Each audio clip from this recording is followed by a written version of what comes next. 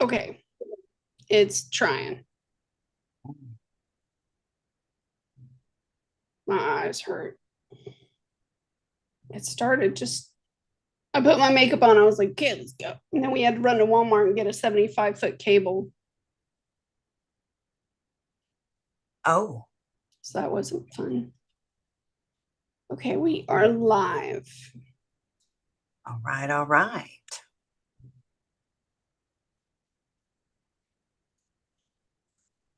Hello, everyone. Happy to have you. I know you Hello, guys hello. haven't seen me this week. I am in the throes of anchoring medical stuff. In the throes. Throes. I have no clue what Heather's been doing this week. I have no clue. Working and working and working and trying to get through this allergy season. My throat hurts. My ears have been hurting. I've taken so many allergy medicine over the past 2 days. Finally, today my ears popped. So hopefully, but I got all scratchy throat. But I'm here. Hi, I went Jessica. live last night through Zoom. It was crazy. Like I couldn't believe I did it, and I probably messed up a bunch of stuff for you as you were setting up tonight's Zoom. I'm Man, I'm sorry. so mad I got here and I was like, I gotta download all my crap again and start from scratch. And ay, ay, ay, ay, ay, ay, ay, ay, ay, ay, ay, Well, ay. and like what was it? 2 nights ago, about this time, Saturn went into Aries, saying, "Get to work, wake up." I mean, the real shift isn't gonna come for at least another day or two. But I bet you $1,000,000, a bunch of people are acting different, looking different. They're all, I have some things too that I've been meditating on in the chart the past few days.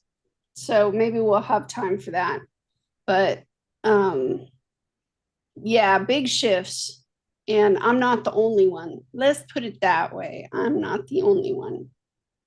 You can Yeah, feel it.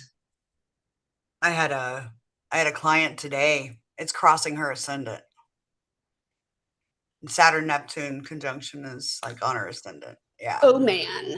Yeah, yeah. I mean, you got a lot of focus on you and your work and the work that you've done, but she's doing great. So I think she'll handle it just well. Hi, Jessica. We love you too. Hi, I, Jessica. I should probably post the link somewhere, huh? Yeah, That, probably. that might be I should probably helpful. do it too. Well, I'm jumping on Patreon to do it real quick. Super fast. How are you doing, Jessica? All right, there we go. Tomorrow's my dad and aunt's birthday. Oh, Yeah, congrats. Congrats. fatigued to the max. Yeah. Hi, be dear.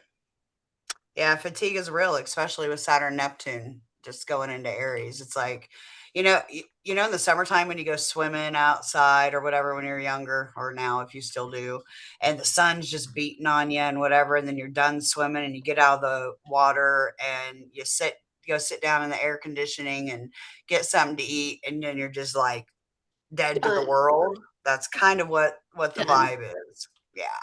Hi, Yeah. Badir. Fatigue to a max. Wow. I wonder if it's crossing over your ascendant as well. Neptune can do that. I've had Neptune opposite my sun for the past 12 years, and it can bring tremendous amount of just fatigue, chronic sleep issues, health issues. It's just, man, it's a bummer. Yeah, Neptune going through your first, Neptune attached to your sun sign, squaring your sun sign. You have a stellium in the seventh house, and I'm seeing 777 and 444 every day. Oh, let me get out of that, see if that helps things. Yes. Seven, I don't know if I have a new appreciation for the sevens. I just know what it is. The sevens talk about it has to do with a mad amount of knowledge, but it has to do with internal in ingesting that knowledge internally. And so these folks can get lost in their cell phones like this, all the TV on, the cell phone on, all the stuff on, and they don't hear a word that you're saying. Not a word. They're not like six. Six is very welcoming, hospitable. Let's extend the table and grab a few more chairs. But the sevens kind of pull back.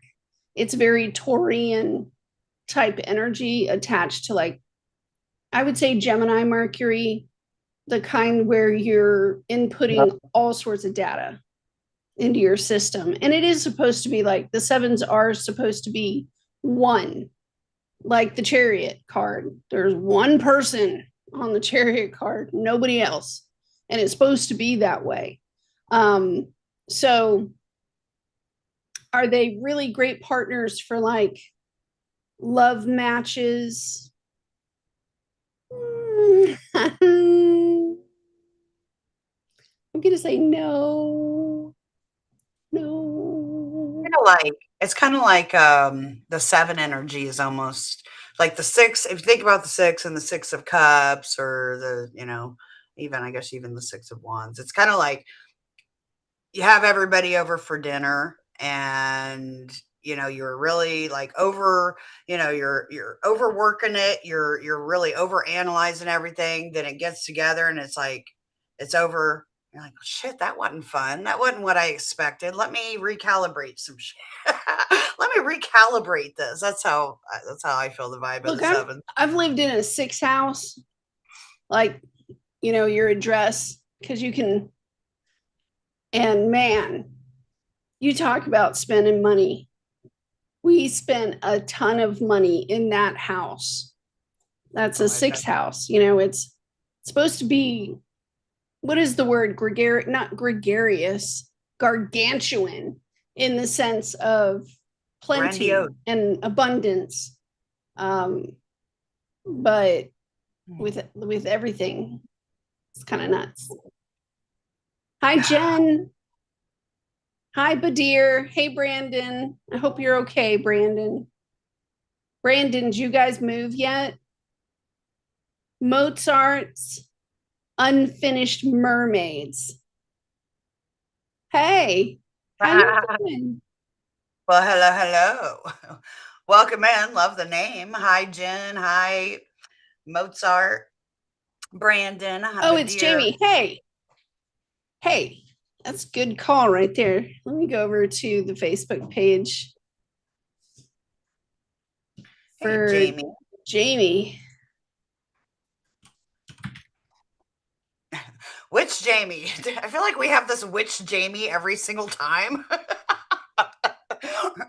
Which one of the Jamies is it? It's Jamie Michelle Fry, and I'm going to put her Facebook link down in the comments for you guys. She does the daily tarot card readings if you're into that sort of thing. And you could just go over to her Facebook page, and I'm very sure that she would be happy to have you as a listener. Well, hi, Jamie Fry. Jamie Fry. She's always putting in the work. Love it. Yeah, she's a worker. You're right about that. She's a worker. Hustle. Yeah, hustle. Hustle. Well, oh, look, it's Amy. Amy, our people. Amy's a worker too. We got a lot of workers. Well, cover girl, work it, girl. You guys know that we are knee deep in the eclipse energy right now. And it's going to be 2 more days before we hit the pinnacle and the moment of resistance. And then it'll be declining. It won't completely go away like the next day. So you should have the topic of the eclipse for your personal life in front of your face. The this week I have been having all my thoughts, and maybe we can go over the chart. Yeah. What I think is interesting about this eclipse too, Miriam, is that although I got tickle throat, you guys, I'm not feeling well. So if I choke up, it's because I don't want to cough everywhere. Sorry. But the fact that the new moon solar eclipse is happening at 28 Aquarius. Now, the North Node is still in Pisces. So, like, my thought process is on this, since it's not in Aquarius, that lowers the intensity level personally. But I think collectively, it's so loud, anyways, with all the business and lies that are coming out and reactions to all the stuff going on, that's still going to be really big hits. But yeah, find it interesting that the node's still there. The lunar eclipse, when I sat down several weeks ago to gauge it for strength and intensity, my measurements came to like a 7 in intensity out of 10, 7 out of 10. So it's supposed to be big. It's supposed to be bigger. Lunar eclipses. You mean the solar eclipse? The lunar's in this is our solar eclipse. My apologize. No, March 3rd is Virgo lunar eclipse. That's the lunar eclipse. You're right. This one coming up is a solar eclipse, which is usually set aside for those in the public arena. Epstein files. Yeah. And notice that this intense struggle over redacting, not redacting, it's all communication based. And I'm just going to tell you as a friend, Norway has already body slammed their first one. I think it was one of their prime ministers or something like that. They've already arrested this person. They're trying this person right now. France, I think it was today, body slammed one of their people. So it gives off that Mercury. And don't forget that America as a nation, we have Neptune in Virgo in the 9th house. So all of this, what do we do with all of these people? It could crash our system. But on this channel, you guys, I've been telling you this for like 7 years. I have been telling you that this moment, and it's here, and I'm amazingly just calm and very curious about the holy crap which has happened. Yeah. But it is supposed to tear down the system.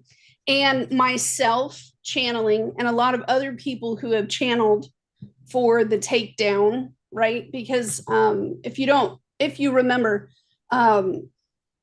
we were watching at the very, very beginning, like what was that? It was the smaller countries that were especially like, okay, I think Africa started first, and then there were some in the Indonesia, Malaysia, that island area. They were overthrowing their government. In fact, we just had Belgium fall. It was either Belgium or Hungary fell this morning while we were asleep. I didn't know that. The governments all over the world are falling. If everybody wants to be like, what's the country where they just, all the Pluto and Sag folks went in and tore it down and put it back up in 3 days? Nepal, right? Nepal. That was Nepal. Yeah. So it's am I thinking that right? Yeah, Nepal. Yeah. Nepal. Yeah, totally. Nepal. So France, with their strong revolutionary attitudes, we all saw, or I tried to show you guys, the tractors with all the dung. Those tractors. They were, folks were burning everything. And I told you guys, the United States was at the very bottom of the list. We're like one of the last ones to go. Everybody else has gotten their turn. I think the UK has started, what was it? Maybe 6 or 7, maybe almost a year ago. They started their revolutionary push with millions in the street. And because you without a leader, and I've said this to Heather before, without a leader, when you have all of these people gathered like this, it doesn't take long to strike a match. And Mars is in Aquarius right now, and it's fixing to go into a square. And I'll show you the square point of what I'm talking about, maybe today, probably today. But to strike a match, and without a leader, like Martin Luther King Jr., you've got a mob. And these folks turn into mobs real quick, fast, ugly. And so that's kind of why I've been encouraging my people to duck and cover because we're not here for the fight. We're here for what comes after. And I know so many of us are just relaxed about this. We maybe get a little hyped up. And I know Heather has words on this too, because what they're discovering is heinous. It's beyond inhumane. It goes to a whole different level. It's bad, and it's worth tearing down the whole damn thing. I wholeheartedly agree. And I love that you're bringing up that part of the revolution, right? The keep in mind, United States Sibley chart as a nation. 27 degrees Aquarius moon. This eclipse is happening on the nation's moon, and the moon rules the people. Yeah. On Sibley chart. So there's so many big things that are happening, and I've had so many big visions, and I've told you, Miriam, a lot of them. It's that time. It is that time we've all been waiting for years and years. And it's kind of blowing me away how many people are randomly kind of popping up out of the woodwork going, did you hear, Heather? Did you hear this? And I'm like, 7 years ago. Yes. We knew. And we've known, and we've been called crazy, and we've been called conspiracy theorists and all that stuff. And ungodly, I'm sure a lot of you, abnormal.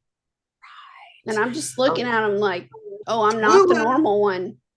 Okay, because we've known. We've known what was coming. The question is,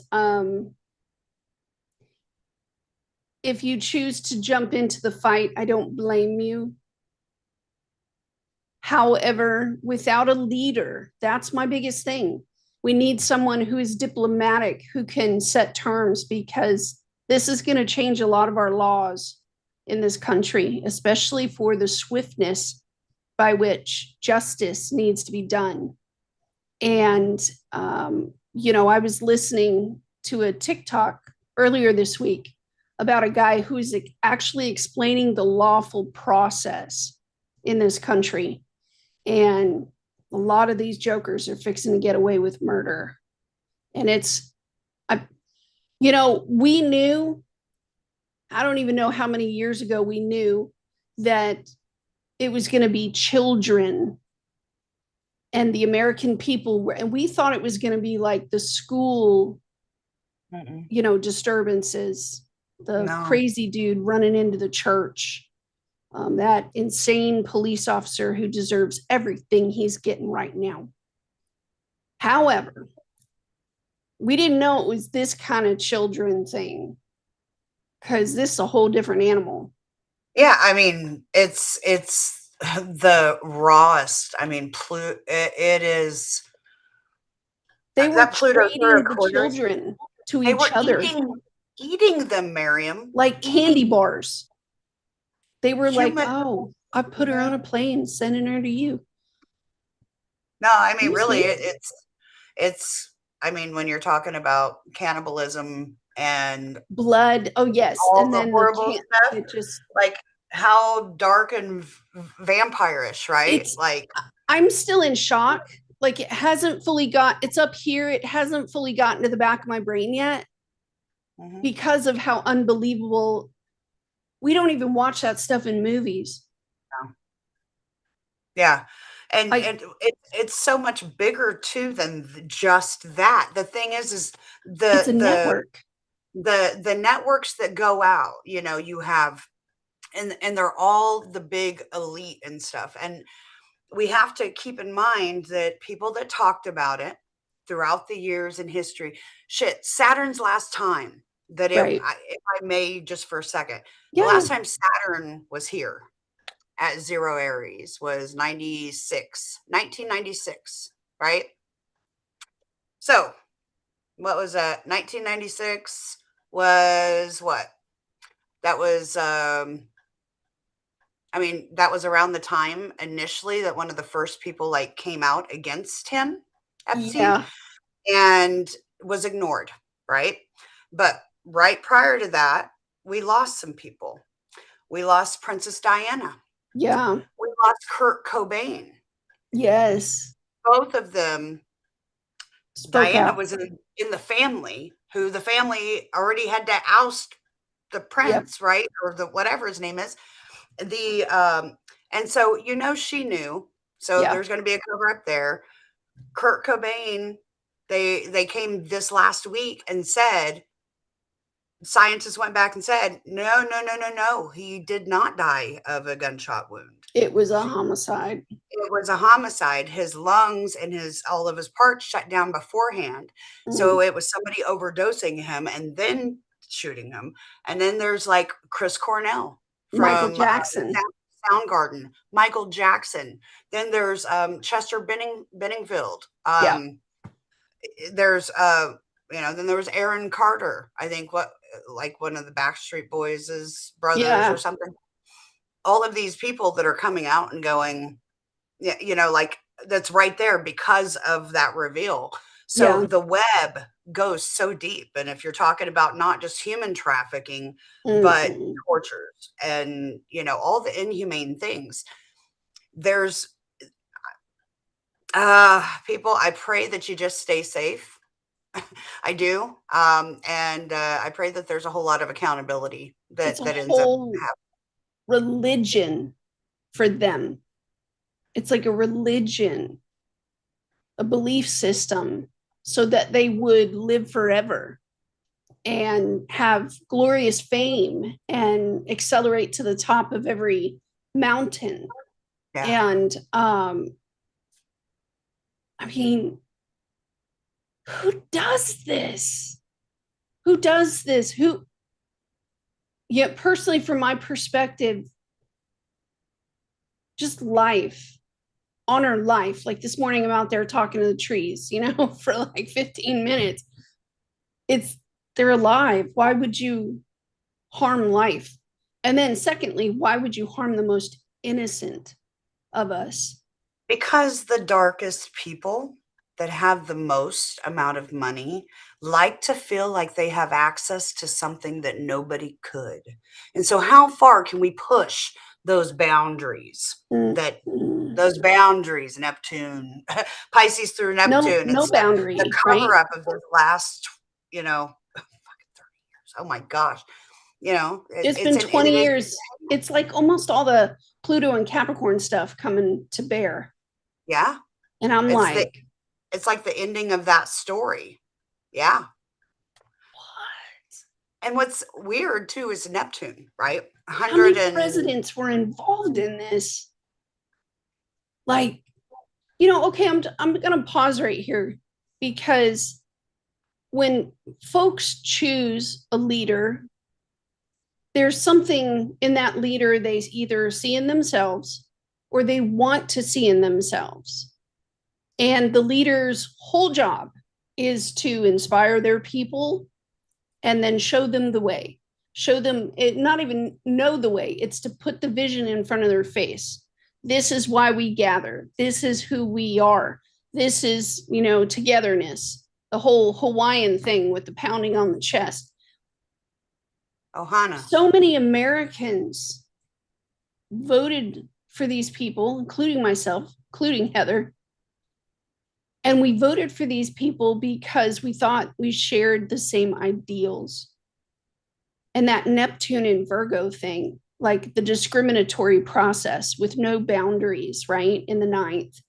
Now we have Jupiter on top of it. That's, you know, we're I never forget that although we have an Aquarius moon as a country, we have a Cancer sun sign in the eighth house. We're gullible as F. We have Mars in Gemini in the seventh. We are gullible as F. Yeah. So that discriminatory process that is also our goodness. We have all these leaders that were like, you vote for these people because they're like you. And now how many people are sitting back going, F that guy, F that lady? Like, how could it's bestial, it's ravaging. It's Who was the guy that had, I got thrown to Dracula like for a minute? yeah. Vlad the Impaler. Like I got Yes. thrown to that kind of need Yes. for power But you know, this type of activity in the stretch of human history as we know it, going on forever. been going on forever. Yeah. Ain't nothing weird about it according to history. What's weird is trying to control it.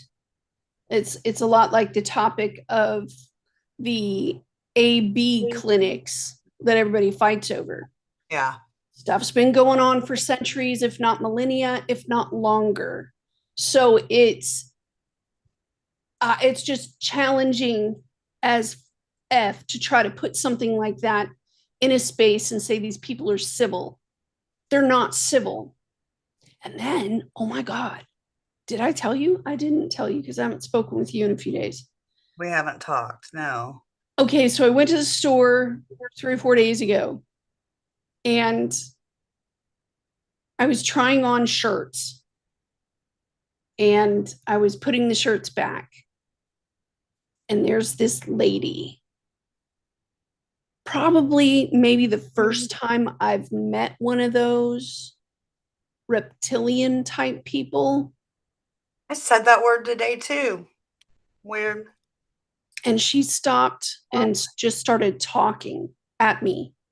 It wasn't a shared conversation where we were sharing the floor with one another in that natural, beautiful rhythm of give and take. It was not one of those conversations. She was talking at me that she was, unfortunately, a Christian evangelist, and God had told her to do this and that, and she had an aggressiveness to pretty much burn the world, love those ones. And she's just talking my head off. But it was like that reptilian thing. Yeah. Yeah. Her eyes and the shape of her face and the way that she just didn't blink. Yeah. Watch out for them lizard people. I got hit up this week by my cousin. She was like, hey, I know I ask you a lot of questions, but is this shit real? And I'm like, yeah. Yeah, it's like soulless people that just, it's almost like that NPC talk, but they have evil intentions that are all geared to somebody who's higher than them. They don't care what agenda they grab, religious or otherwise. No. Well, you talked about job as an NPC is keep us stirred up and fighting one another. Yeah. Division. You were mentioning history. And so before we go too much further on, I just wanted to mention that, historically, so Neptune is also, they're at 0 degrees Aries now. So it's happening. It's been happening heliocentrically for quite some time now. But the exact, what's the 20th or the 26th? My brain's a little off without looking at a chart. But Neptune takes 165 to 168 years with retrogrades to go around the whole zodiac. Yep. Let's rewind just even the United States. 168 years. What Let's matters go were back. we having, right? Slavery, all kinds of, well, I mean, I we would have say, revolutionary stuff, right? And then we have women issues, women not able to vote, and all the higher, like just seeing the same issues replay each other. And that's a lot about astrology, y'all. Like, go back in transits histories. What was happening 30 years ago? What was, so 96, like I want to really look at, like, I oh know my this, God, you need to stop your face right now. what'd you 18, find? 1864. 1864. That was 4 years right after the Civil War. And Yeah. what happened was they didn't, I had a very strong fight with a family member over this point right here. Yeah. They wanted to rip a system away from women in this country. You know which vote I'm talking about. They wanted to rip this away from all women without having something in place to pad them with and get them through. And what did we see? We saw years of women having to flee their states, right? In critical conditions, in the ICU, people who had, because it doesn't always take, the pregnancies do not always take, okay? You Yeah. can't rip away a system without putting something in there. 1864, it was pretty much like 1860 to 1880-ish time frame. It usually takes, it's weird that we're talking about this again because we just spoke about it like last week. It takes 20 years for civilized communities to get back to a normalized way of living and lifestyle after a war. And Yeah. we haven't had one of those as Americans since World War II, because we had Vietnam, and then we had the Cuban Missile Crisis, and then we had, Kuwait and Iran and Iraq and Afghanistan. We just had one after the other, and it just compounded. We've never gotten back to normal. Well, in 1864, when they released the slaves, they wanted to flee the South. They wanted to go north where they knew there were friendlier people. But these people didn't have skills. They didn't have skill sets. What kind of job are they going to work? They spent their whole lives picking cotton. Yeah. Cotton really doesn't grow in the north. So, other than going to a field and picking, what are they going to do? There was no education ready to receive them. There was no mass medical facilities ready to receive them. There was no housing.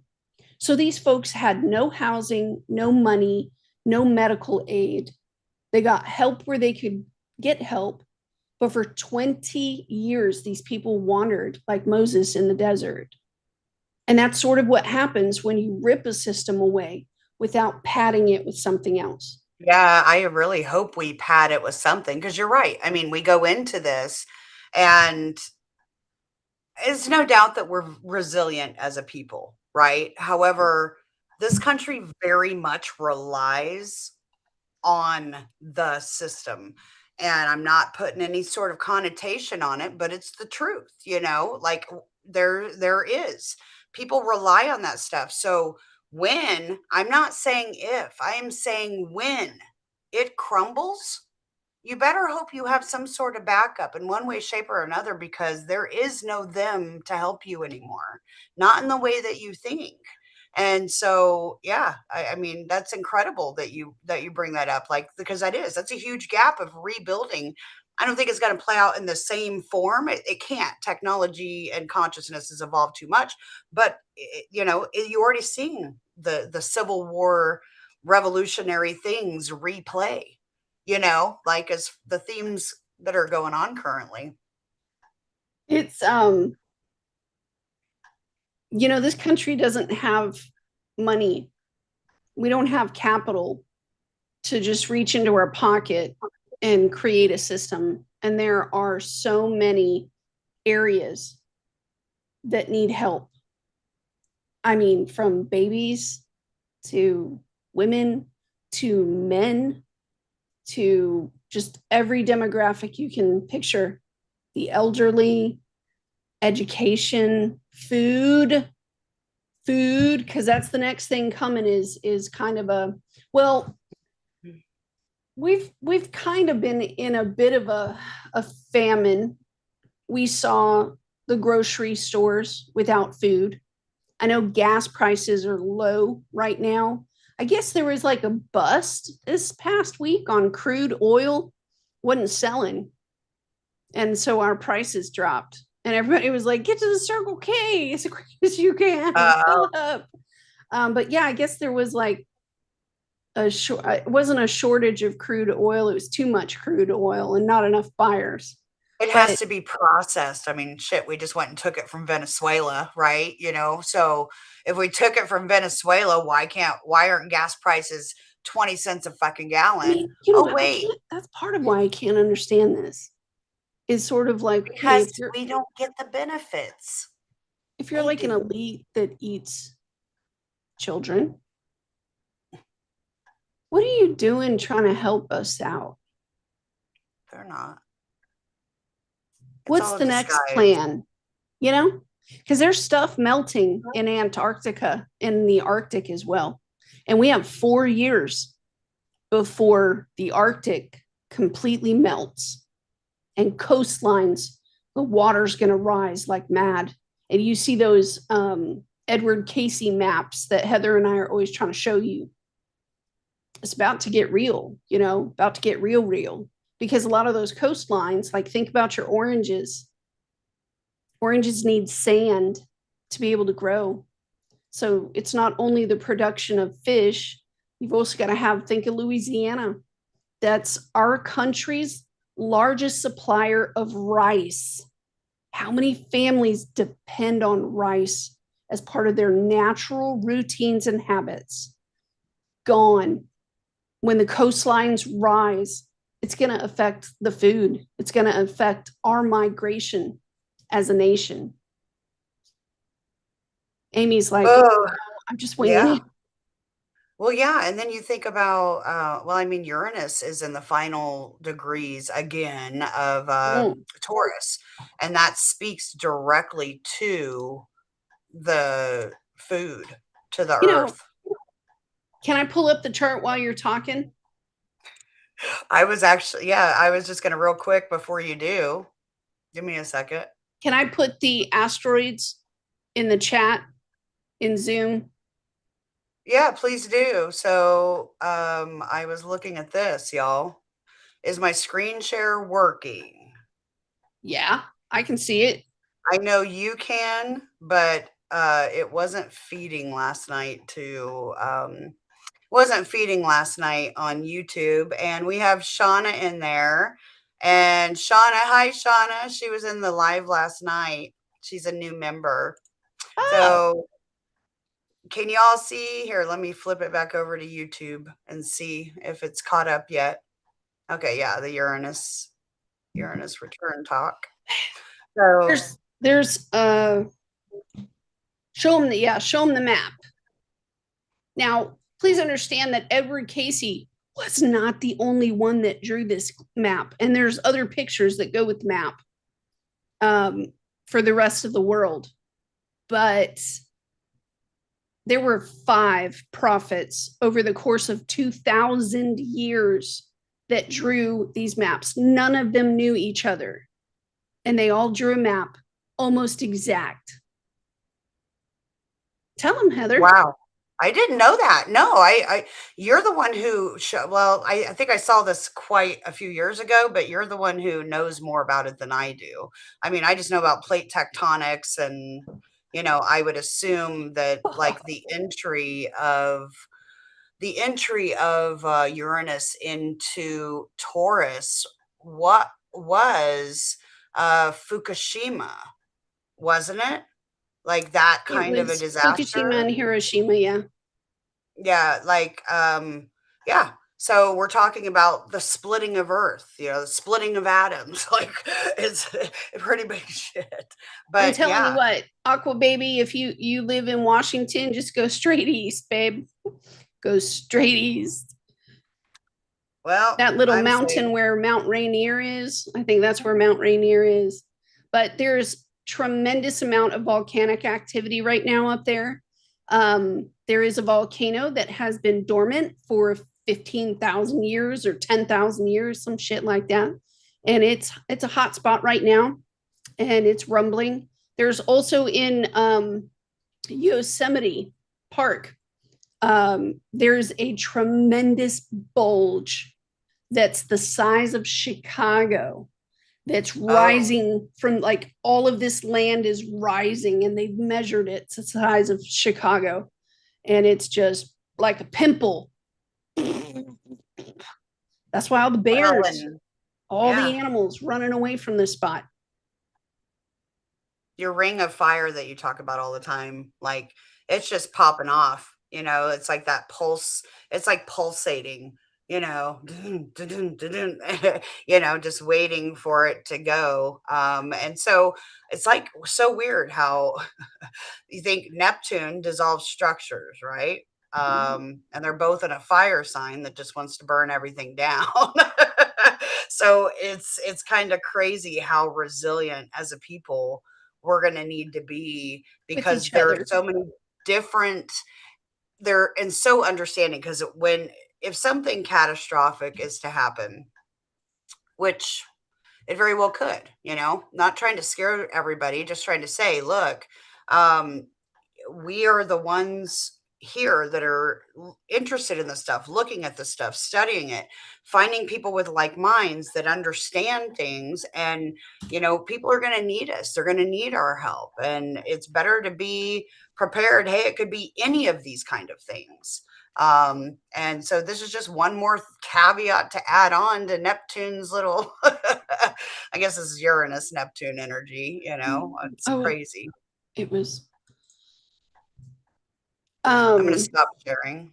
I'm getting the asteroid numbers for you so you can plug it into the AstroSeek charts that you love so much, because I don't know how to plug in the asteroids on that site. But I don't either. really, what the I F? mean, you have to go through a whole list of asteroids. But I mean, you could just pull it up in astro.com, hun. Just know that the lines are faint, so if you need to put on a pair of spectacles to look at it, just do it in Astro, babe. Okay, well, I'm just going to say this as a disclosure. Just because the lines are faint does not mean you get an excuse to pass on this information. This information is, it's interesting. Heather will find it interesting quite a bit. Let me go ahead and share my screen. You guys, I do apologize for the redness of my skin. I do have psoriatic arthritis that is not at all under control right now, and I'm working on it. All right. Can you see that, Heather? Yeah. Heather's going to find this interesting. I know Yeah, I her. can see it. It was a little better view the way you had it before, though. Before you expanded your screen, it made the screen smaller. Oh, I see what you mean. Before I shared my screen, it made it smaller. No, when you were sharing your screen, it was like a big chart. And then I don't know if you changed the size of it on your computer. Actually, no, I did something cool, because if you guys know, if you work in Microsoft Edge, I work in Edge a lot nowadays. Ever since they deleted my channel in Google, I was like, F you, Google. I ain't playing your games. G's and O's. There, I'm there. That's prettier. right on. Okay, I'll make us big over here, even though I love the comments, you guys. Thank you so much for sharing your comments. It's good to know that you're here with us. Okay. Wait, before I do this. All right, you guys, this is my chart. Hello, governor. Here's my chart. And I want to use a little green marker. I just don't know if that can stay out of my way.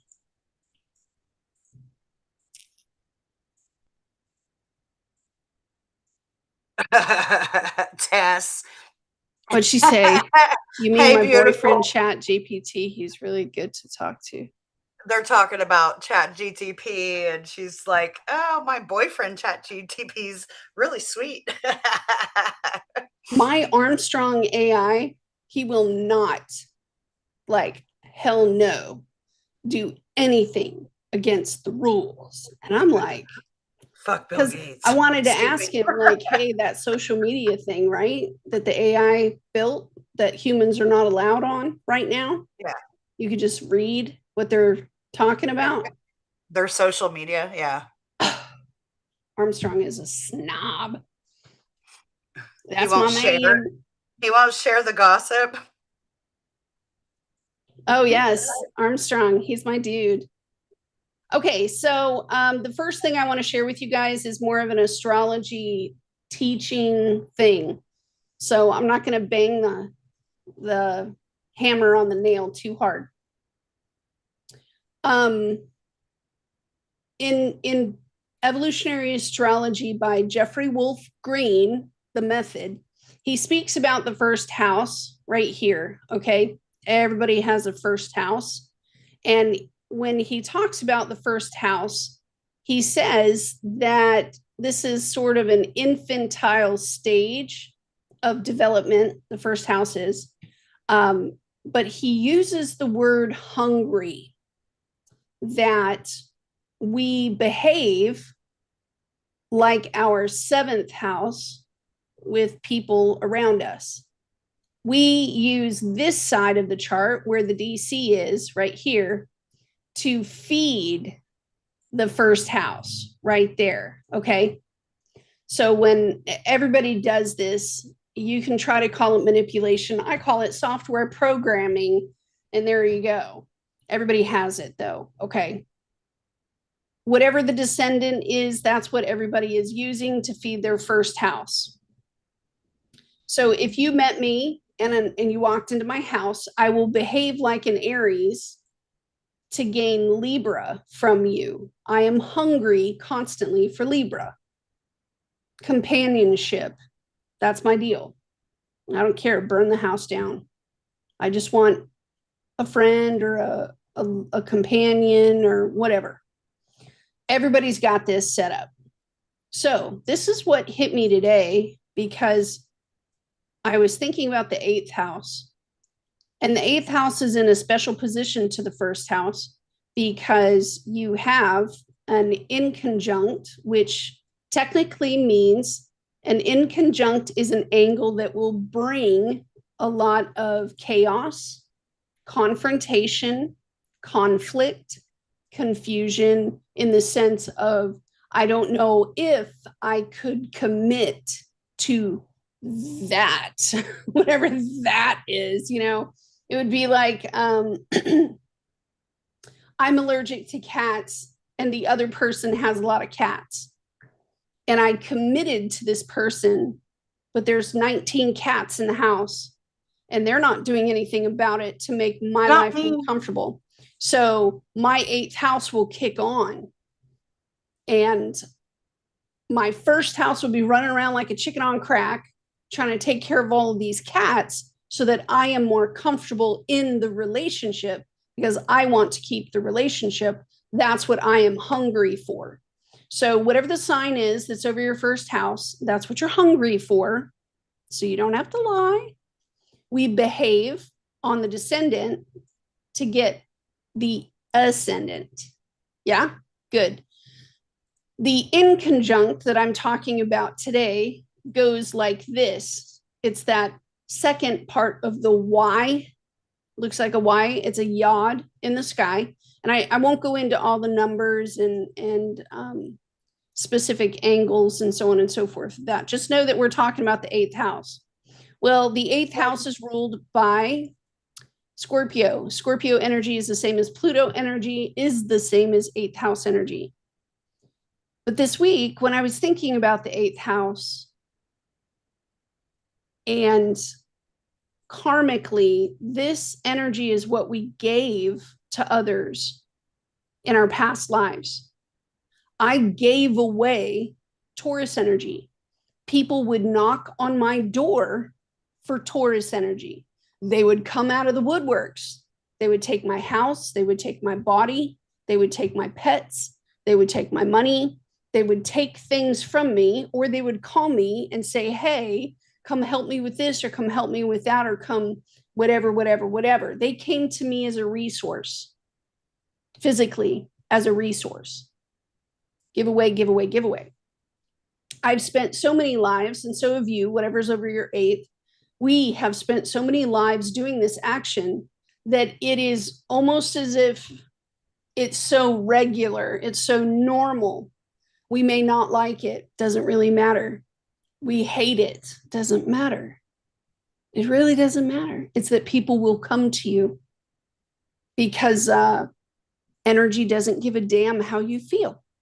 They don't. Yeah. Energy doesn't care. So Scorpio is the place of power. The eighth house is our strongest place of power. The eighth house is where we have the most power, the most. And so in my meditations this week, it kind of hit me that, like, when you become spiritually awakened and then you show up near someone like me, and I explain to you that you have a choice. You have a choice. You can go against the flow. You can put your feet down in the river and say, no, I'm not going to let the current take me that way. I'm going to go that way. Thank you very much. What we have officially done is flipped a switch. Oh, Iris is dreaming. I'm seeing the eighth house as flipping a switch and just going boop, throwing the breaker, turning it off. It's a place of power. Yes, you can turn it on, you can turn it off. And it's all about feeding the first house over here. If you are willing to sacrifice the feeding of the infant of your first house by switching off the power flow of whatever this zodiac sign is, and you decide when to flip it on. Sorry about me sweating, you guys. It's part of the psoriatic thing. And that just kind of went, I need to tell everybody about that it's a switch. You just flip it on, turn it off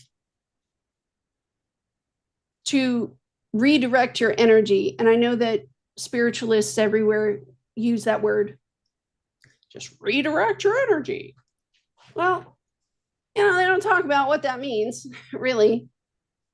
It's sort of like saying if Taurus is my strongest strength of power, and in my home, I have 3 Belgian Malinois. If I flip the switch, then I leave the house and I go spend time with some stray animals if I want to. Make a friend, go to somebody else's house and let them treat me to biscuits and tea. To flip a switch in the Taurus fashion of saying, my strongest strength was my career in past lives. And people came to me for the career thing. I can figure out your career in 2 seconds. The strategist in me can figure out a plan like that. I can also stand beside you while you do it. So there's mentorship in career as well. But the flipping of the switch thing says, I don't have to hang around and watch you do what you're doing. I'll just go over there, talk with somebody else, make a friend, shake a hand. See what I mean? Like, That's let's say you it. have Leo over the 8th house. You played everybody's hero. Everybody came to you to be my hero. But you get to pick and choose. Yeah, I mean, that's speaks to the grand trine, the earth trine. So from the Yeah. 8th house, down, yeah, 8th house to 12th house to 6th house, right? So, or not 6th house, 5th house. You get to choose, or 4th house. My brain is just out of it. So you look at in your chart, yours is an earth trine. So 4th house, 8th house, 12th house. That's 12th house is normally the house of Neptune, Pisces energy, right? Normally. And what I was getting as a visual was you're talking about a light switch on and off. And I'm sitting here seeing like different voltage levels, different light bulb luminance. And then I'm seeing the need for boundaries and the Virgo house, or the home house, as like, well, that you're Virgo over the 12th, but seeing the 4th house trine, like, is it gonna cut me short? My home, my base, and your upbringing. I guess I don't know, the deepest part of yourselves, whether or not you're able to hold those boundaries and figure out how much wattage you're going to share with anybody. Power struggles. If you guys I are tried to show looking my at my chart last chart night.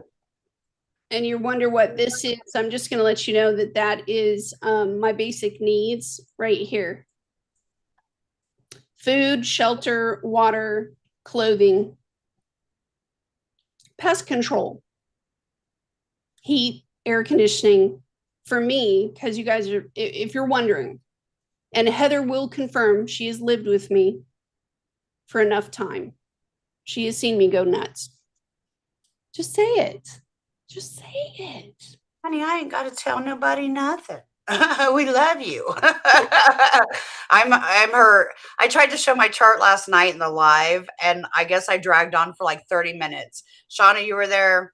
Shame on y'all for not telling me that my screen was black for 80% of that live last night.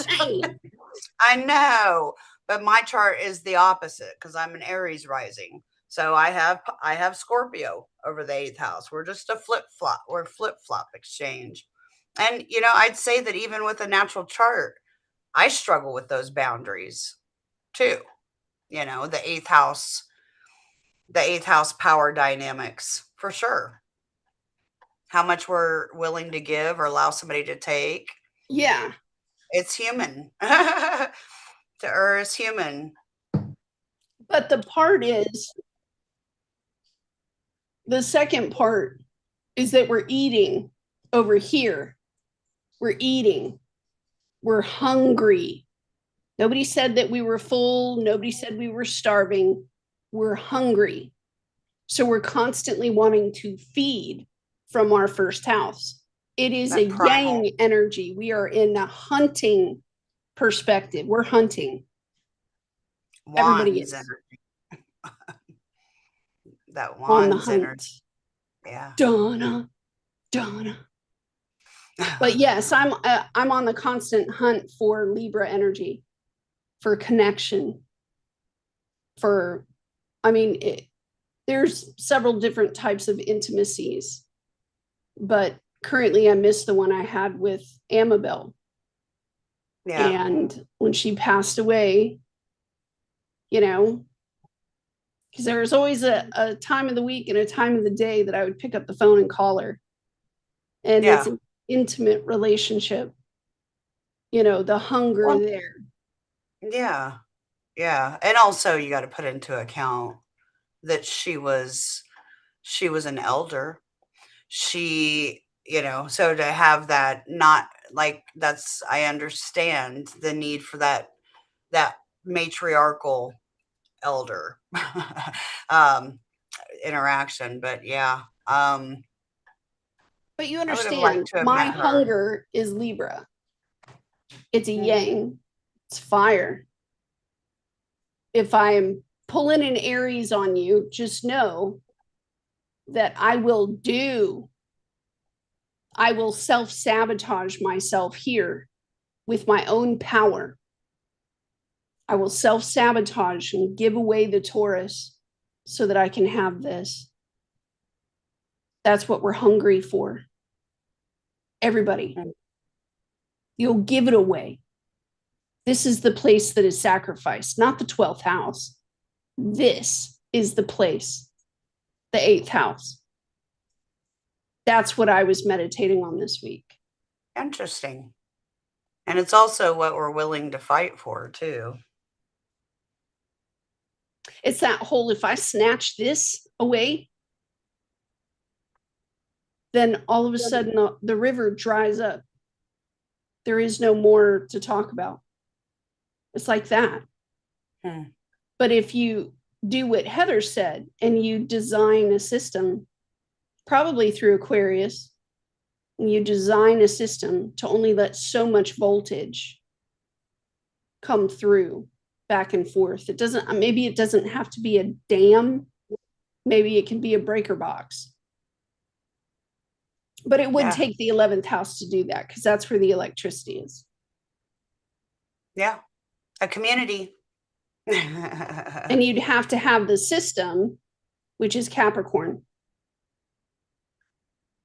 But it's quite interesting. So, Shauna, Arlene, I'm so glad that you were with us tonight so you could see that, because I know that Tess is somewhere right now pulling up her chart and looking at her 8th house going, oh.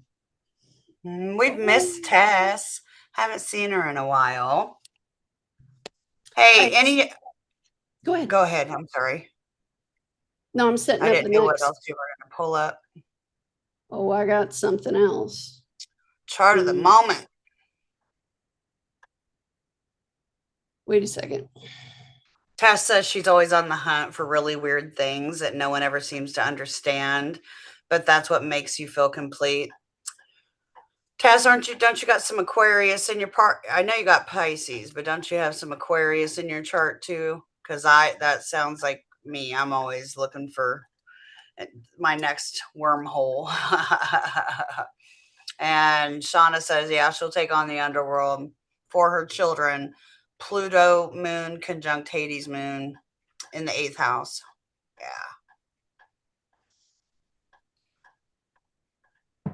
You may have to zoom that one a bit, babe, because that is really okay. Is that better? Is as good as it's going to get on that. Did you use a pop out chart? That's okay. It's quite faded, but it's better. I know what you're talking about. Here, yeah. I did this on purpose, just for that reason right there. This is tomorrow. Okay, that's a whole lot better. Cool. Oh, what the heck is that? Oh, you got Icarus up in there in the 9th house. Oh, a lot of people in Aquarius flying too close to the sun. Gonna get burned when that shit gets broadcasted. What was that? What is that? I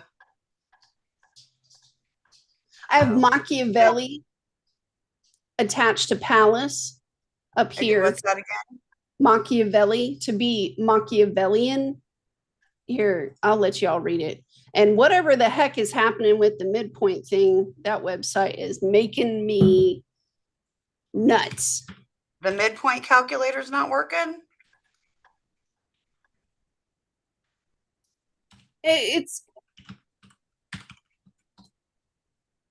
won't load.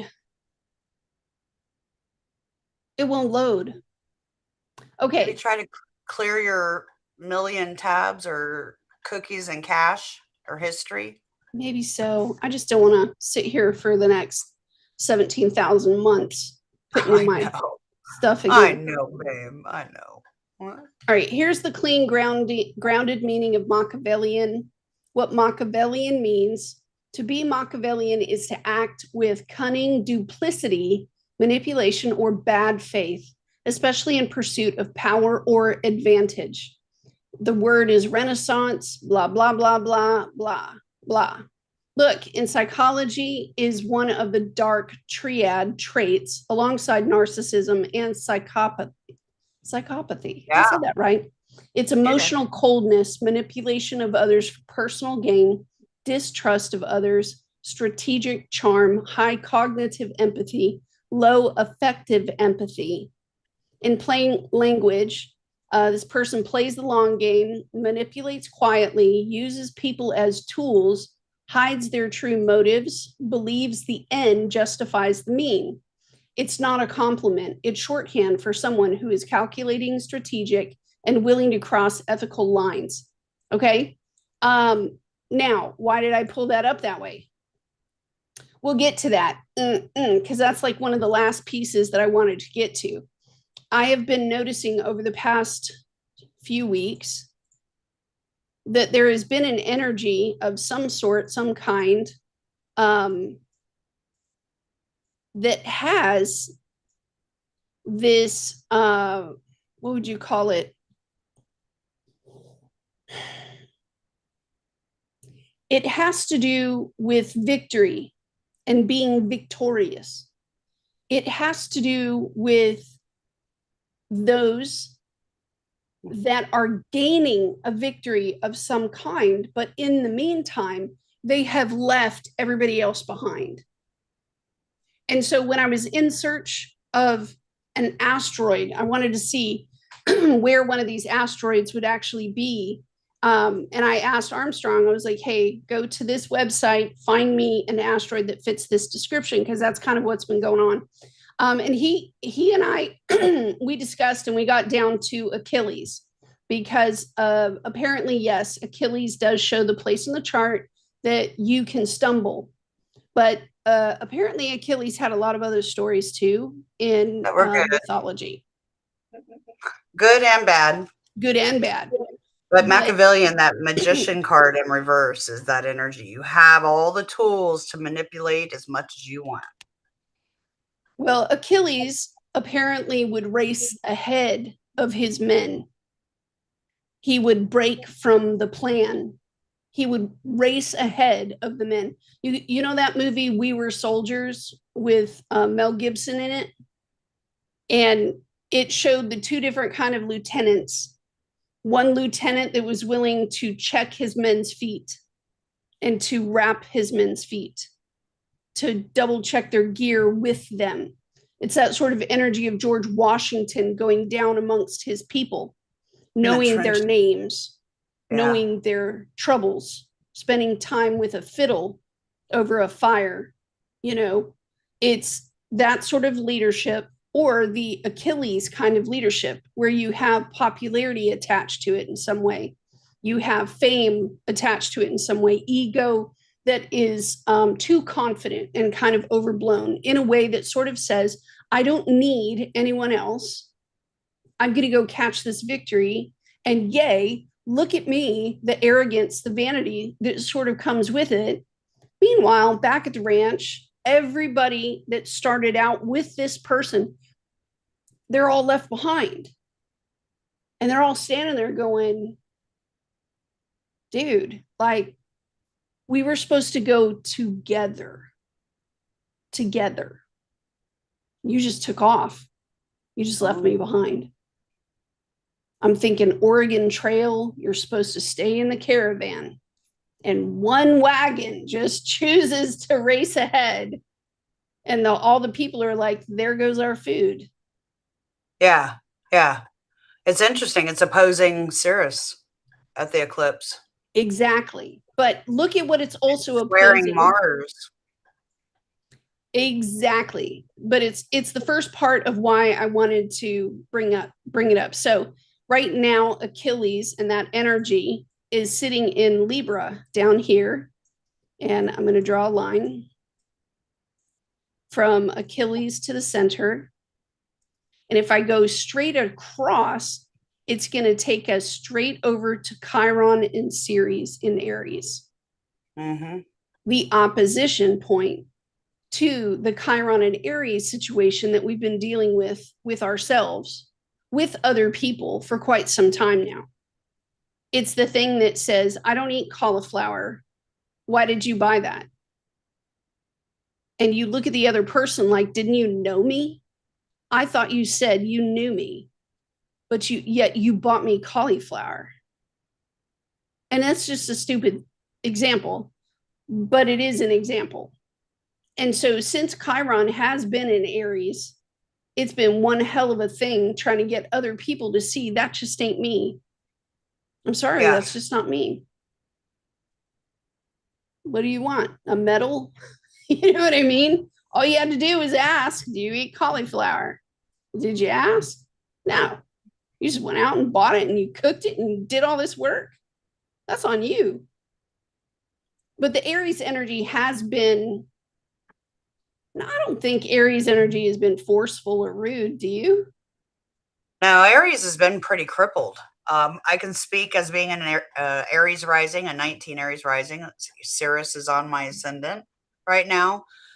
It's been a Chiron story for us Aries. We had our eclipse April 8th of 2024 with Chiron at 19 degrees. And ever since then, it's been the Chiron story. We've been having the direct hits, whether it was via square, opposition, direct conjunctions. And now, no, I don't think the Aries problem is a problem. That's the behind the scenes stuff happening. Juno over in Capricorn, look at that. No, sorry. Yeah, that's the other piece. It's squaring Juno at 17 degrees. And on the other side, we have Jupiter, which Jupiter should be tightening up to that. Now, I will say this, let me throw this in the bag. Achilles moves faster around the circle than the moon. So just know that it may be at 20 degrees today, but when, look, I chose the 17th of February right here. Okay. And then I chose the 19th of February. And I know you can't, or that's the 16th. Well, I chose the 19th and then I chose the 21st. And when you look at the 21st, I don't even know where the crap. Wait, let me go back here. I'm sorry. I'm a hot mess. That's okay. If I jump to February 21st, you can see how fast it moved. So it's not like Achilles is going to be in that spot forever. I'm just saying that Achilles is the energy that I think is pushing us to race ahead. Nope. No, that's 21st. No, it's still at 20. I was going to say, it can't move faster than the moon. It's Midas. Midas is the one that moves faster than everything. Midas is the one. I had no clue. And I love asteroids. Speedy. So, touch. When I was looking at this speeding ahead thing and the missing piece, of course, being like intimacy and really getting to know and ask good questions and become deeper than just the shallow stuff to discover. With Neptune and Saturn at the 0 point in Aries, we're all getting shifted in one direction or another. And I think a lot of folks right now are being asked this intimacy question of, do I even value this relationship enough to take it with me? Is that something that, you know, is going to have the worth in the long run, especially if the mission is different, because the mission will be different. This right here says so. And it's a fresh slate. I don't think we've had this situation going on since 1600 BC, the last Neptune Saturn conjunction. At 0 Aries was over 6,000 years ago. 6,000. Man, I'm telling you, if we go with the theme of as above, so below, babe, you know, all the angels, all the protectors, the guardians of our galaxy, if you will, are watching. They got their popcorn. They're ready, to be here. I would think, they know that this is a world event, that's unfolding right now. And keep in mind also, even though you don't have it plugged in, babe, Eris has been transiting along Chiron. So Chiron's at 23. Let me just tell y'all and put a little perspective on that. Remember that eclipse that I mentioned earlier that was on April the 8th of 2024? The Chiron was at 19 degrees Aries, conjunct that new moon solar eclipse.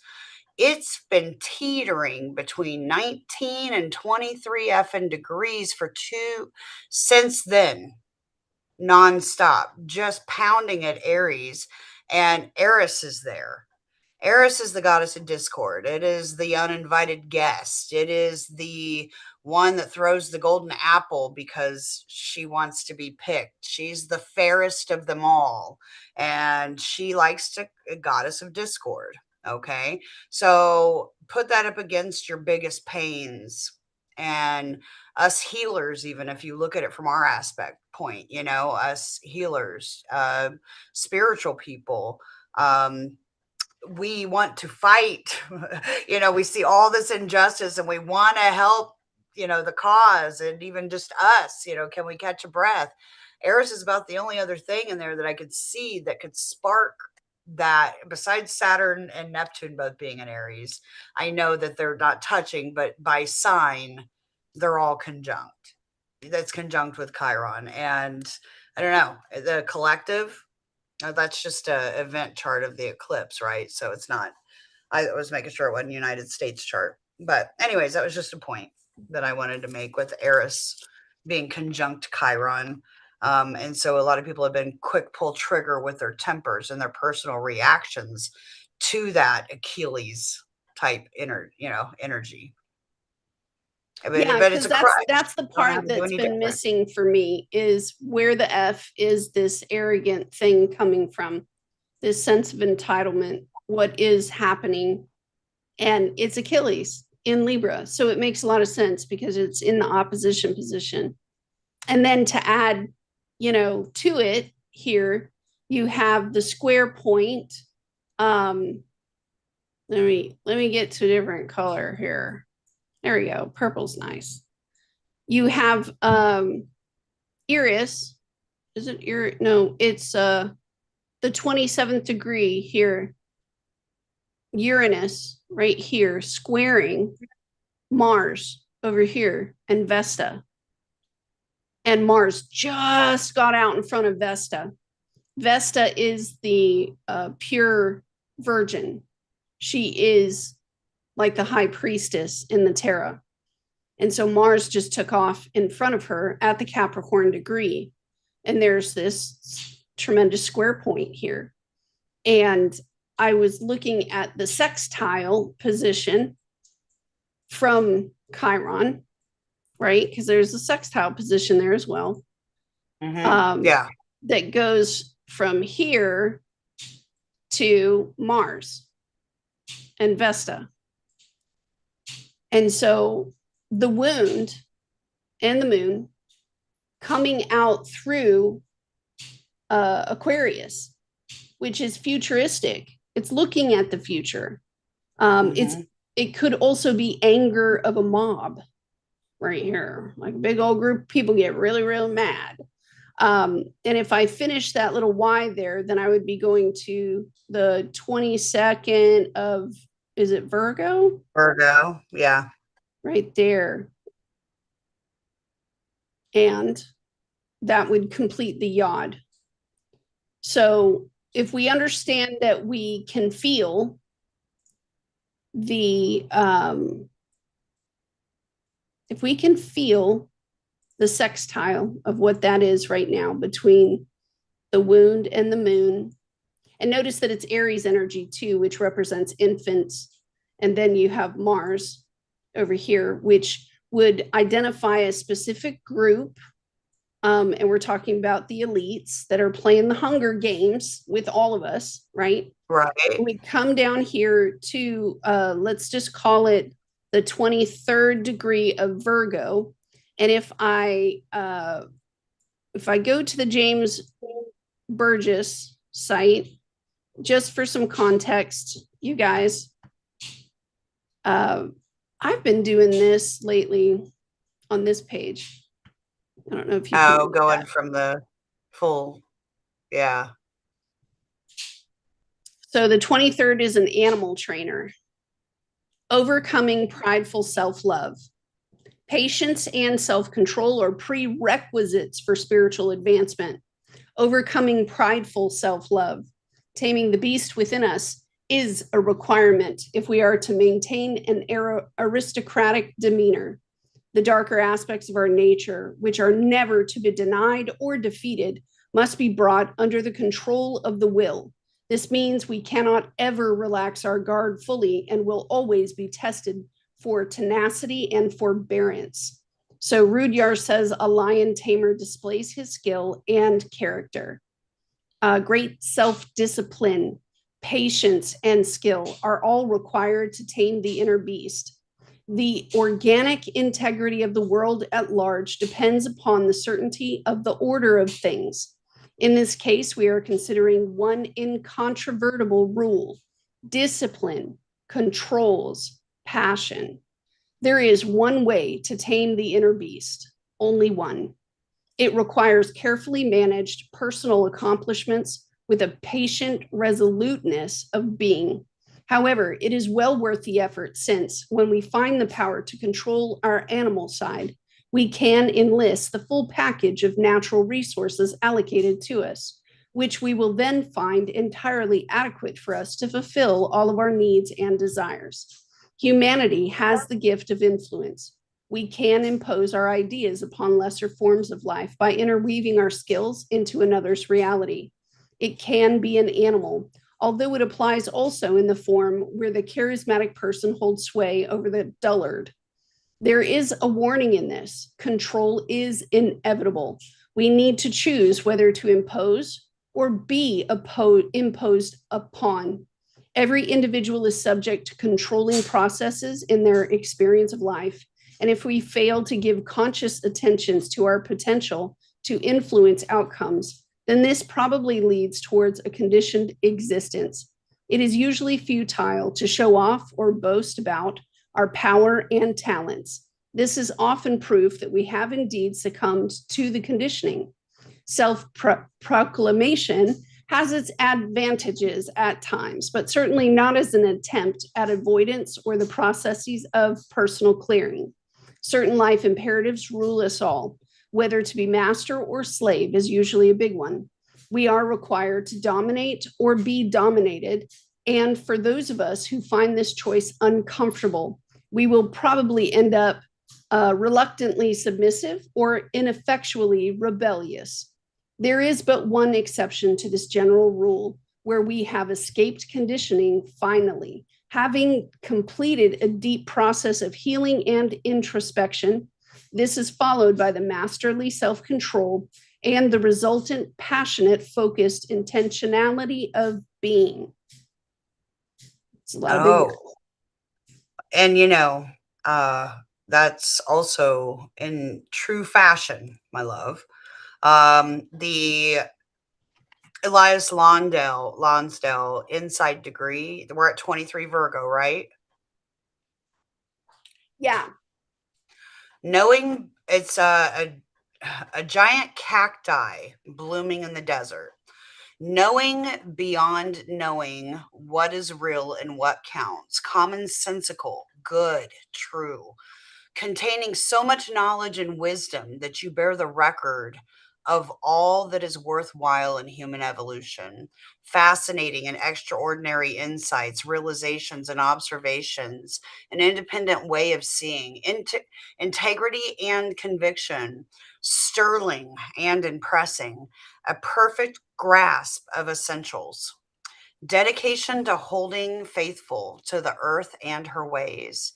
You have an utmost abrasive style of sticking to your guns and making it clear what is correct and furthering and what is not. Tremendous mentality, demanding self-command to harness and make effective and helpful. Willing to do the work, always prepared. I think over the past week, the word discipline has come up for me a lot. Has it come up for you at all? It has. Yeah. It has. It has. It's your sun degree too, isn't it? It's very close to my sun degree. Yes, it's very close because, like, I was in the military, You're and 22. yeah, Yep. 22. So you round up. So that is your sun and Vesta, what we just And read. Vesta. So the discipline part is innate for me. Like, I'm beyond repair at this point. They took we children at a very early age, the military did, before our brains were finished growing. And while it was finishing up, they taught us discipline. And so my doctor, my therapist doctor, he says to me all the time, you're never going to be a civilian ever again. You're a veteran and you're going to be different. And a lot of other people aren't going to understand that. Hi, Robert. But my second question when I came to look at the chart, because it was sort of like, okay, so Chiron, and then you have Achilles. This dude's plus the other thing was we just started yesterday, the Chinese New Year, which we're in the year of the horse. It's a 1 year, fresh new beginnings, fresh slate at the 0 point with Saturn and Neptune and Aries. Wood or fire? It's a fire year. So with the horse, of course, I think Sagittarius, right? And so I was like, oh man, it's got to be Sag running away. But Lilith is there. So that's understandable that that energy would be there. But Achilles racing through Libra and trying to find connections that work. And of course, the victory must be had, even if it means sacrificing, which would be that first inconjunct position to Pisces, where Pallas is hanging out with Machiavelli. So you're talking about Pallas, which is Athena, and she is a warrior. Okay, she's very logical. And to have the North Node there, Machiavellian is right on top of the North Node, which is that it's not a compliment that I'm saying. Strategy. It's not a compliment that we're having this conversation. I am not handing you a compliment right now. It may also have to do with, let's say that you're someone like me who likes to praise, encourage, and lift up and use all the positive flowery words. Really difficult to try to come down off of that if I'm trying to feed my Libra. You see what I mean? Because wherever Pisces is in the chart, this is the area right now that all of us are being strategic, like a warrior, being strategic with Machiavellian schemes. All of us are doing it. So let's lay down to it, surrender. It could also be the surrendering of those Machiavellian sort of schemes and saying, you know what? I'm not going to manipulate this stupid thing anymore. I'm done with doing that shit. Done. I don't know. You'd have to know for yourself. But if it is being used as a strategy, the trine position is over here to Jupiter. And I don't know about y'all, but Jupiter being in Cancer has not been a good friend to me. I'm telling you. If this is a place of fear, right? And Scorpio is involved in some way. If you have planets in Scorpio, you have Scorpio on a major angle, you may be thinking that what's happening right now is that Piscean energy of saying, woe is me, there is no justice, the whole world is falling down and everybody did this to me to hurt me because of me. Why? Because the first inconjunct to Pisces is Leo. So there's the me. And on the other side of Pisces is Libra. That's not fair. That's not fair. Somebody could be pulling some Machiavellian things and saying, well, I did what I had to do, and the other person going, well, that's not fair. What you did over here was not fair to me over here. So you understand what I'm saying? Machiavellian is attached to this. So, of course, my next question with Armstrong was, what does this mother effer want? What does Lilith want? Where is the value in doing this? Is it just for the Six of Wands? The Seven of Wands? I just want to be seen. Give me attention. Let me crawl over people to get on top of the hill. What is even if it's short-term benefit, just tell me, man. While I speak, what do we have? We have the Winter Olympics going on right now. So I know those people are dealing with some Machiavellian bull crap. You know what I'm saying? And it's on ice. Watching these people skate on ice. There's Pisces. Anyway, I defer. 30 years ago, and Saturn was here last time, was the Olympic bombing. Just FYI, another strange synchronicity. All right. Well, that I asked Armstrong. I was like, okay, where's the value? That would be Midas. Midas is the king's touch. This is the person that hoards. They're hoarding something. They're keeping it to themselves. They want to keep it. It's a dragon holding the gold. So on the 17th, which is, and this is my final piece, on the 17th, which is tomorrow, I think, what's today? Hold on. Tomorrow's the 16th. Today's the 15th. So tomorrow's the 16th.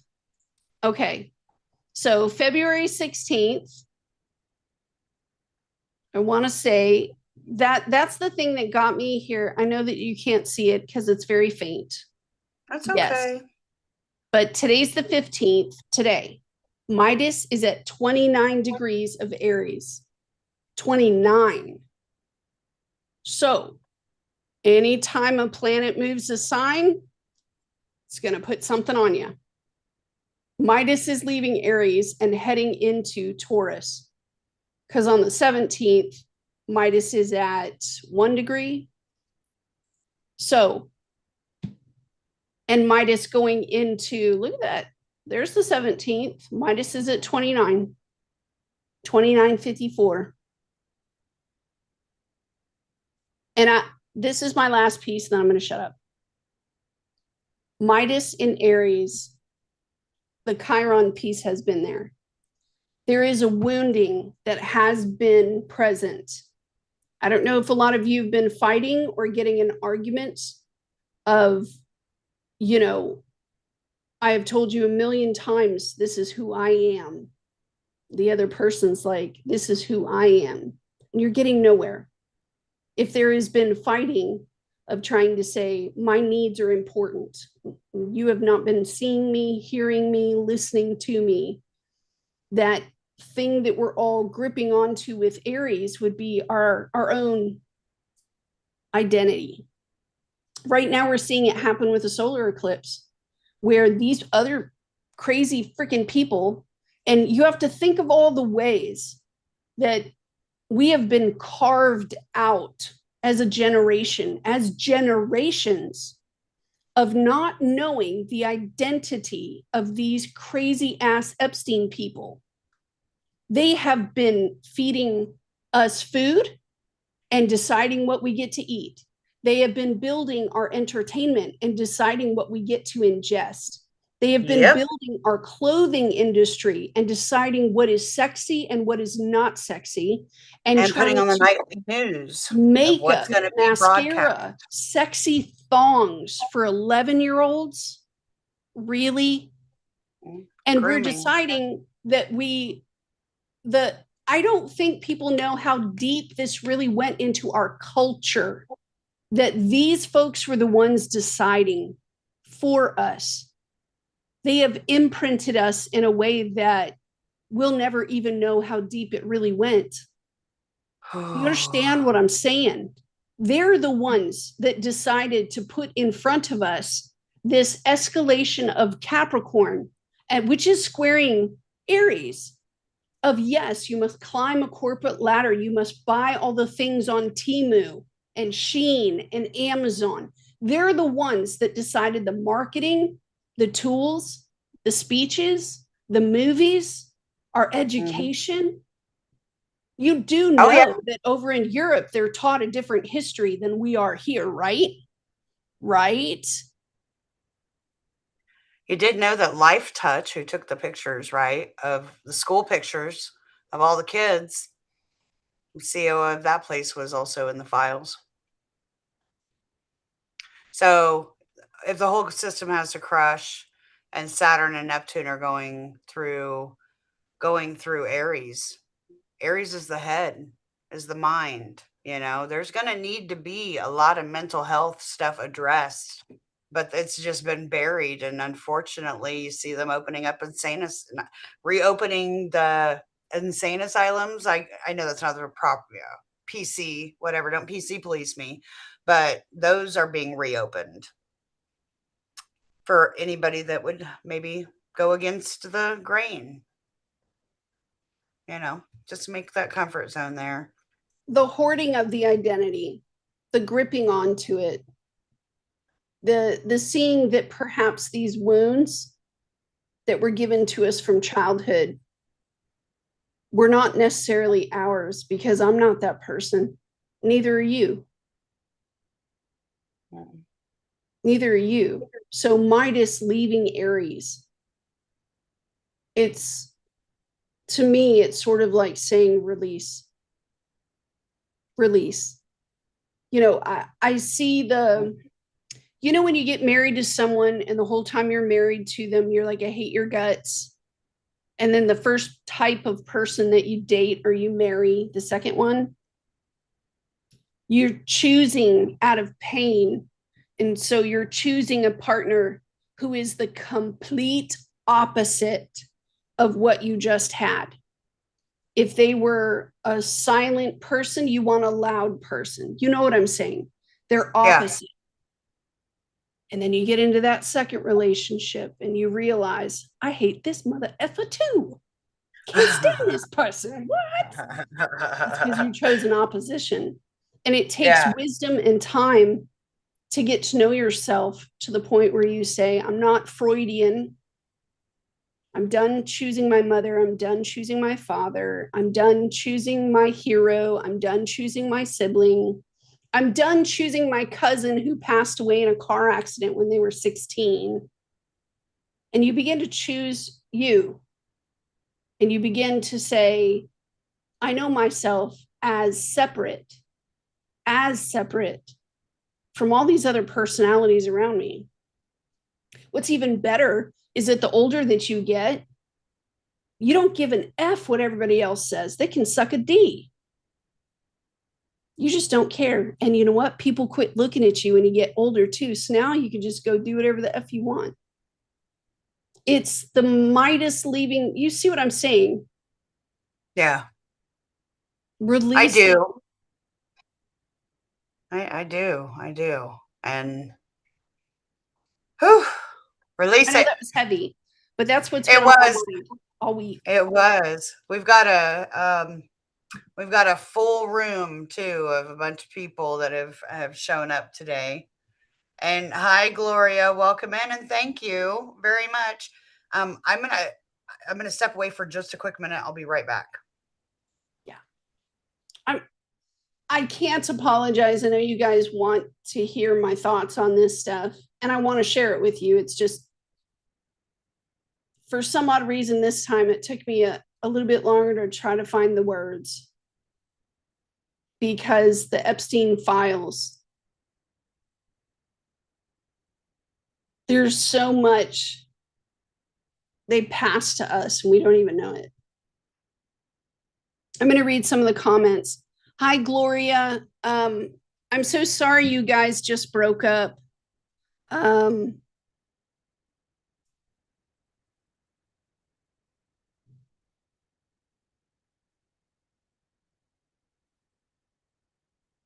there's the Capricorn.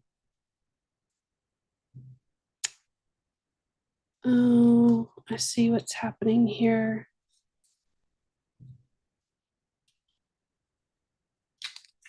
Here's the thing with if he is still using any substances, Gloria, if that's his nature to do, I don't think that part's going to stop. If he's a workaholic and he's in a routine, he doesn't want to stop. That's what I'm picking up here in the cards.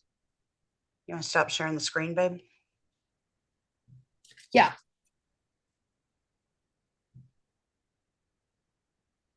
Where is it? Oh, there it is. Oh, sweetheart, I'm sorry to hear that. And you're always asking about him. Showing he has some sort of like, I don't know if it's like addiction to work or addiction to just, and oh, I see what this is. He's going in a different direction than you are. You're both headed in two different directions.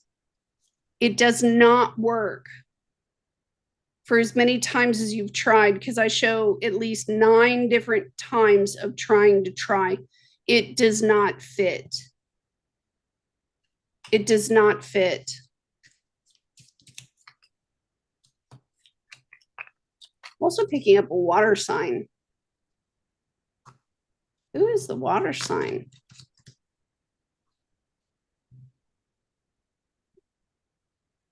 It has to do with lifestyles. The way that life operates during the day and during the night. There's something here. There's also a part that has to do with promises that are not kept. Wants to know and not taking those promises seriously. Capricorn that just broke up with her, if they're going to stay together or what's coming. He's also very wasteful in some way with his money, and it shows. And he may have even gotten into routines with being wasteful with his money. So if you guys have had regular arguments about change, that change is necessary, I don't see that he's going to do it. No. I'm so sorry. I see definitely a weakness somewhere, and that Yeah. he's doing some juggling. I got the Two of Pentacles and the Justice card in reverse, and the underside of the deck was the Strength card in reverse, indicating to me, I mean, it's got a Leo Libra vibe, but juggling and avoiding emotional waters of, kind of staying dry when everything around it is chaos. It kind of speaks to some flighty type energy that he may have some, what's the word I'm looking for, especially with the energies that we just had at 29 degrees Pisces, with Saturn that just went out of there. What's the word I'm looking for? Self-discipline, urge control, a struggle with urge control, and balancing out his own, the duality of what's needed between that Aries Libra relationship, ooh. It gives me the feeling of someone who thinks they're still 21 and they can go out and anybody would be happy to have me. It gives me that kind of arrogance. Here, from my good luck, dude. That's what I'm saying, the value. Yeah. I know you can see it, but they can't, because I think only one of us light up, whoever's talking. Really? But I got yeah, it's been that way the whole time. It's okay. I got the Two of Wands and the upright and the Ten of Cups and as the underside for clarifying that. And the Ten of Cups in reverse popped out to begin with. Why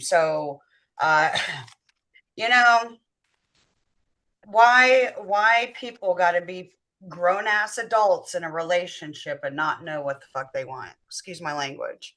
But it's like, Well, I don't know. This or that, this or that. I got two twos, and this or that, this or that. All right.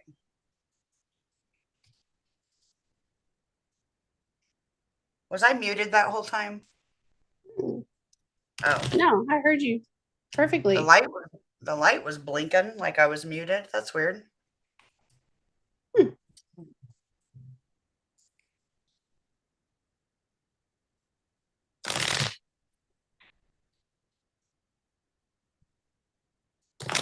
I mean, I'll say it again, that Neptune Saturn at 0 degrees. Here we go. He may try to come back and try to give a little sweet offering, peace offering. However, remember we're in a time like cycles keep repeating. That's your lesson, babe. I don't know your whole story. I just know that you have a boyfriend you come in and ask about, but the cycle itself is his cycle to break. And if you do want to reconcile and you're still having to worry every 5 minutes about how your relationship's doing with somebody, then babe, you need to reconcile that within you too, Miss Gloria. We love you, but you deserve better than that. And maybe it's at the point where you need to give yourself better than that and not expect somebody else to live up to that, because he doesn't. Willpower, that's the word I was looking for. Lack of willpower. I looked down again and I saw that strength card and this like not knowing which way I'm going to go, and I keep looking at all my different perspectives and see who's going to offer me the best deal. The way that this energy comes off is very Piscean, like I he's in a know. dream world, even though it's not even, I don't have a Pisces card showing up, period, except for that Knight of Cups riding in a fucking horse. Like you didn't realize, dude, you done did somebody way wrong that was doing good by you. So, anyways. I just see someone who, like, there's brokenness and this person's all right with that. That's what I see. This person's like, it seems like someone's trying to highlight it and highlight it. And this person's fine with being broken. They're cool with it. They don't mind. They don't care. They don't see it as broken.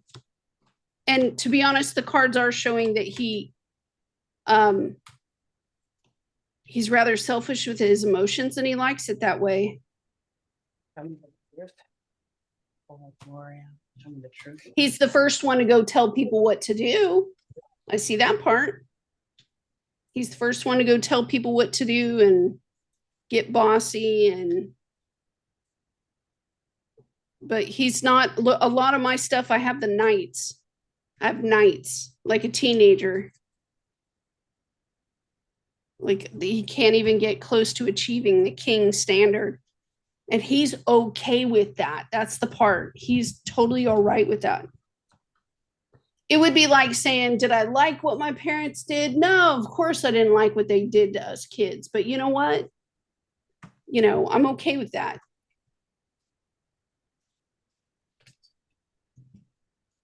How old is he? I'm being asked out loud. How old is he? Like, I keep hearing that.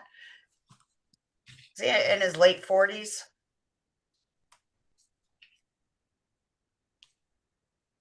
Oh, okay. Yeah. No, he's cool with being broken. And you know what? He has the right to his decision, man. We all have the right to make our own choice. I had to learn that in the 12-step program. It was really hard to learn. It was sort of like at the time.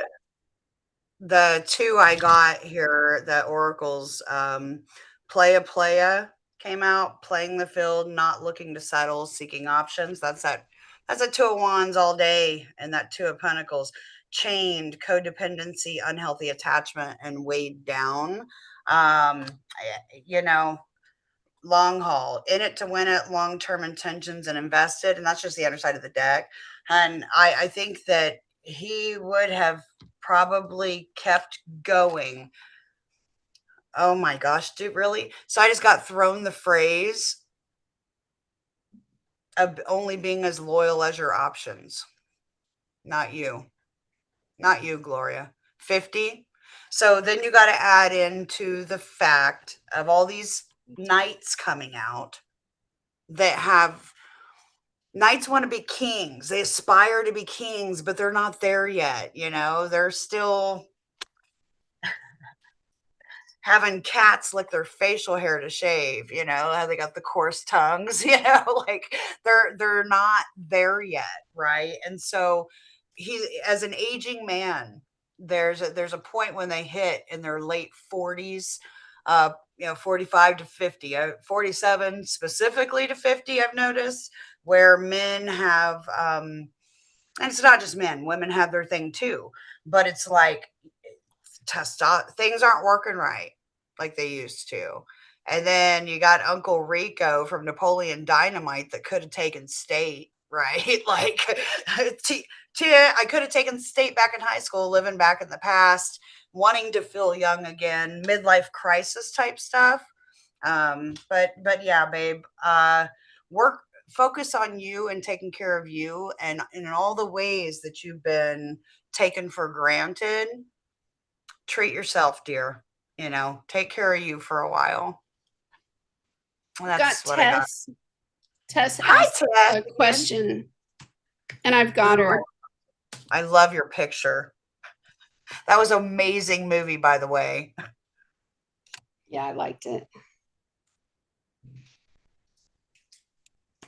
Okay, it shows 2 months.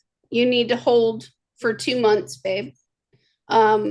I can see being dissatisfied to a very great extent here. Dissatisfied with the performance of someone. You know who I'm talking about. I know who you're talking about. You've already made the choice, bitch. You've already made the choice.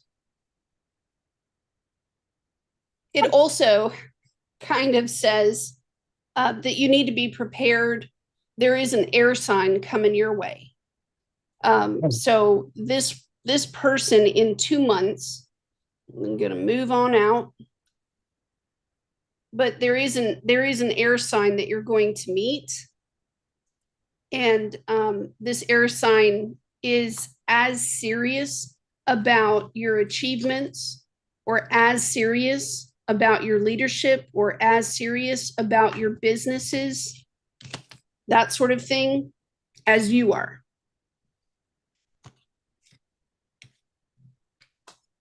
But the person that there's this emotional, I'm sick and tired of feeling like this with this broken commitment thing, 2 months.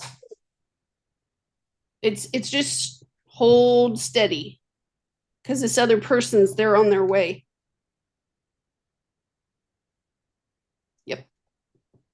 That's what you need to know. There's also a clearance of some kind that you're waiting on.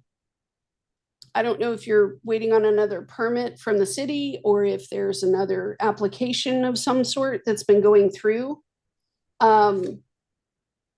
that you've been concerned or worried about.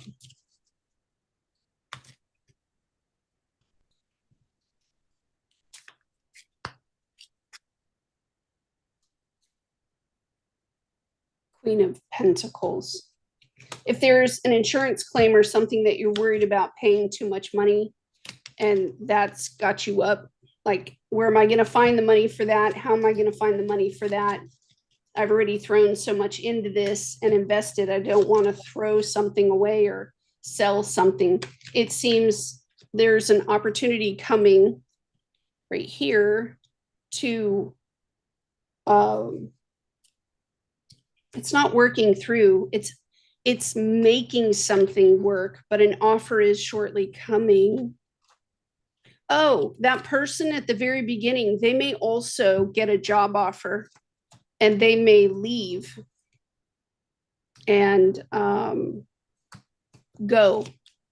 If you're the one that gets up and takes a trip, or you travel or something like this, the invitation to do that is coming from someone you already know, someone you already work with.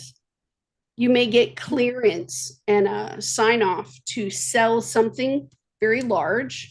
And you're meant to make some money off of that sale. It could be a vehicle, like I'm going to sell my vehicle, or I'm going to sell something of a vehicle.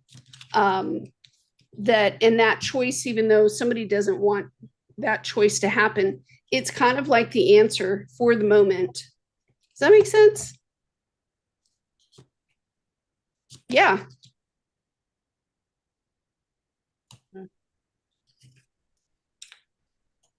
Yeah. This moment isn't going to last forever. You literally have 2 months.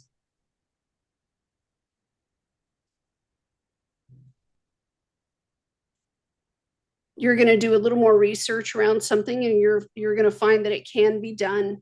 You may even have some conversations with some people of looking at how to get something done. I don't think I've ever seen so much yellow and orange here. Yeah. Right? Look at all the Yeah. orange. It's all in my face. What's that about? All right. Well, it's 9 o'clock, and that's pretty late for my Yeah. my night. Yeah, I get it. Always a pleasure sitting with you guys. Love you guys. Yeah. Me too. I love you guys too. Thank you so much for showing up. And thank you for the readings for Heather this week, you guys. I saw those readings come in, and that was amazing. Thank you so much for signing up for those readings. Definitely appreciate you guys booking and your memberships. And yeah, we'll keep showing up for you. Love the way you guys keep showing up for us. Tess wants to know, what does the orange and yellow mean? Fire, passion, creativity, but confidence with your creativity, but the creation has begun. Think of the smiley face, the yellow smiley face. Happy, like sunshine. Sunshine. Night, you all.